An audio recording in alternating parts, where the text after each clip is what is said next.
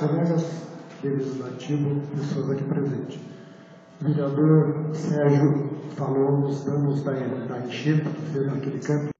Vereador, no momento daquela enchente, eu era funcionário do município, inclusive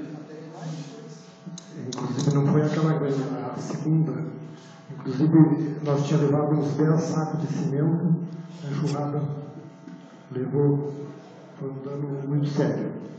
Eu acho que o pedido de informação do vereador Alexandre é muito correto, porque se houve um boato que aquela família que trabalha lá não tem documentação.